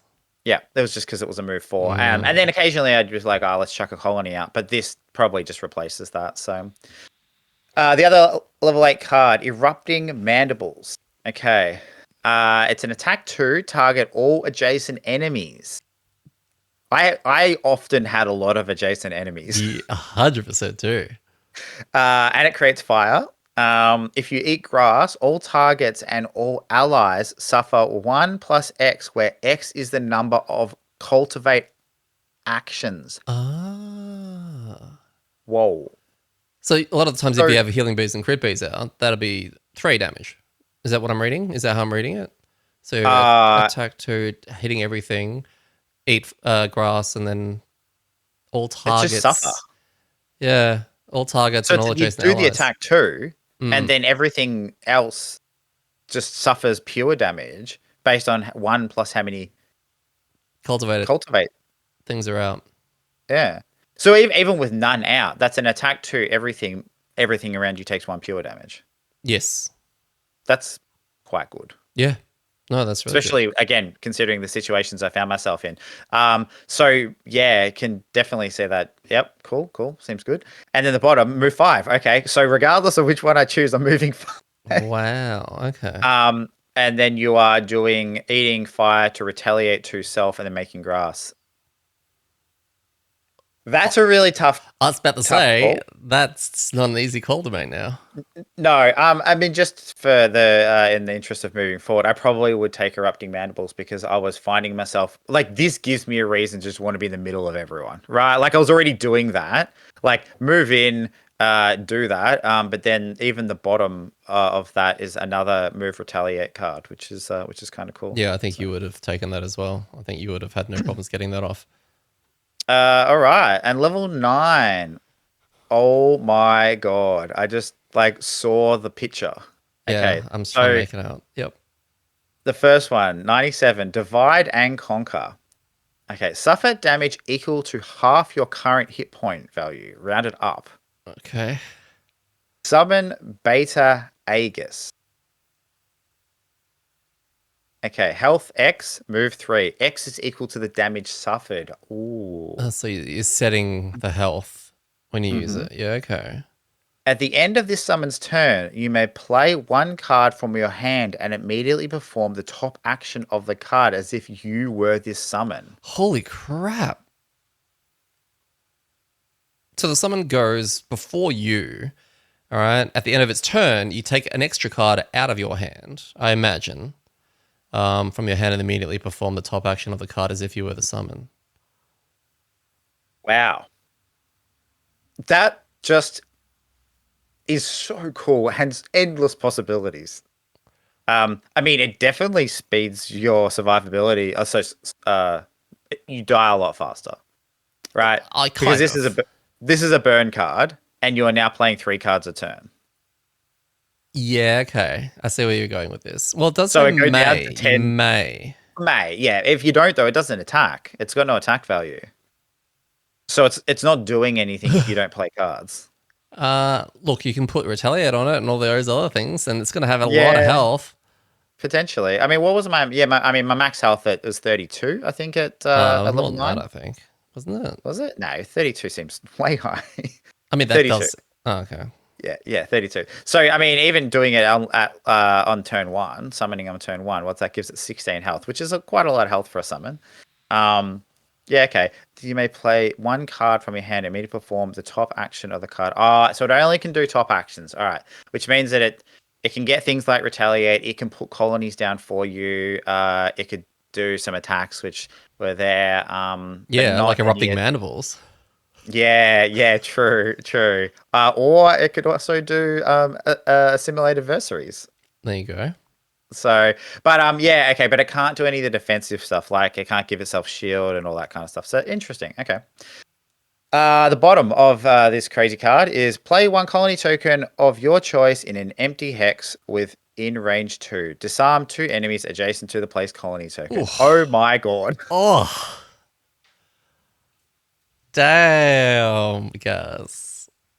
So I didn't talk about it during the final thoughts, and I won't go into heaps of detail. But one of the biggest problems with the colonies I found in the mid game before I got all that cool shit that I talked about was that the action economy to do any of that stuff sucked. Mm, Right? Because all the colony actions are top actions. So if I wanted to do, for example, that card I spoke about that's level one where you get to do an attack four, to do that, I needed to play a colony, not have it squished, then the next turn, play that card, take a damage to do an attack four. So it's two top actions and one self damage to do one attack four is not a good card. That's not a good combo, right?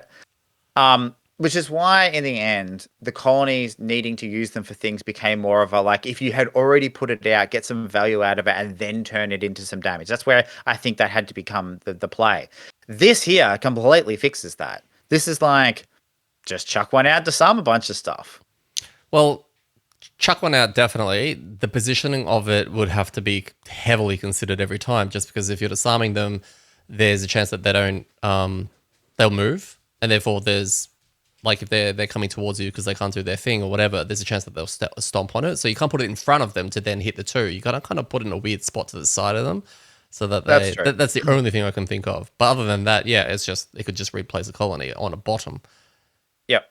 Yep. And it is token, not card, which is good because one of the things that we had access to was placing colony playing colony cards from my discard pile out of sequence, Hmm, but they needed to be in my discard pile, which meant that I had to so this one's just place a token, which is really cool. So I like that. Also very spammable bottom for if I don't want to if I don't feel that it's the right time to use the top action summon. true. So yeah. All right. Supreme Authority, right? This is going to be good. It goes at a 3.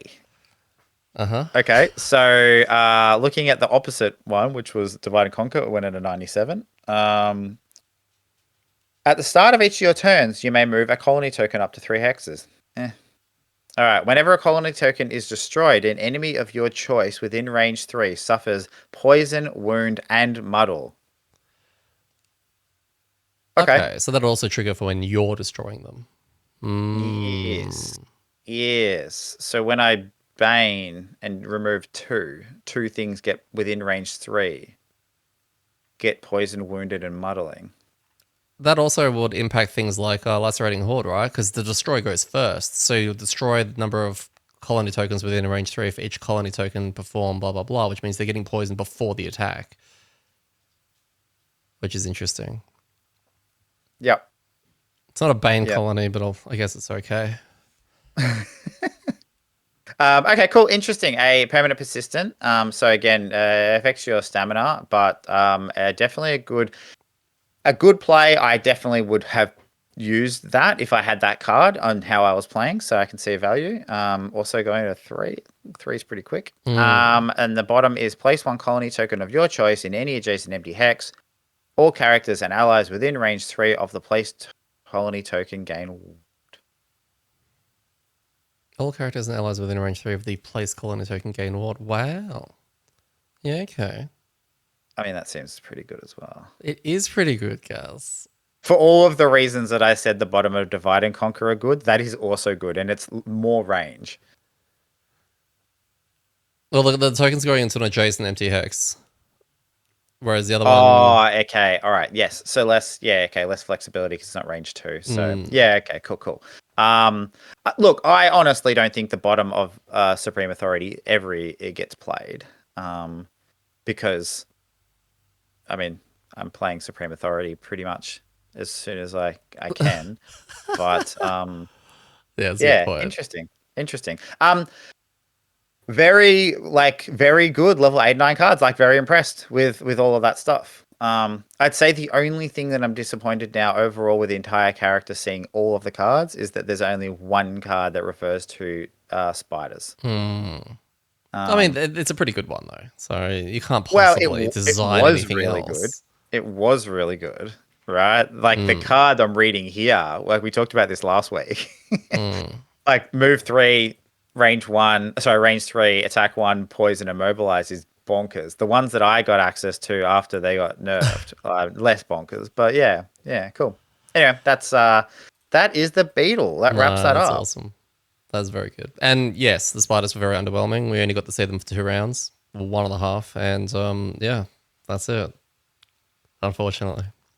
That's it. Well, I didn't want to burn the card because I didn't know how much stamina I was going to need, and I think when I went to use it, when we were fighting the spirits, I was like the 3 spirits. I was like, oh, now might be my chance because this is going to get a lot of cards out. But I also didn't want them to go like absolutely wreck me. Like if they had gone out and taken a shit ton of damage, I couldn't use any of my defensive abilities to negate that, and so they either die and then it's useless, or I take a chunk of damage, which I don't want to do because I'm the one that has to escape. So I was like, ugh. If it was one of you guys that needed to go, I 100% would have thrown it out. I Yeah, would have been okay. like, yeah, cool. Let's get the summons out, right? But because I was like the lose We can only condition blame ourselves, essentially, basically. Yeah. so Awesome. Well, we'll wrap it up there. Thanks again for joining us for another episode of amDirt. Are you, Gaz, excited to be playing something completely different on Monday? I am excited and scared because I have no idea what I'm doing. That's all right. That's Like how we all feel. for 2 reasons. One, it's a new character, but 2, it seems a character that really wants to flip its AMD. Mm. And if even just a small discussion or recap today has not shown it, I'm bad at that. Like real bad at it. Like, you got to work on your shuffle. That's it. It's just all in the shuffle and in the wrist and rolling terribly or something like that.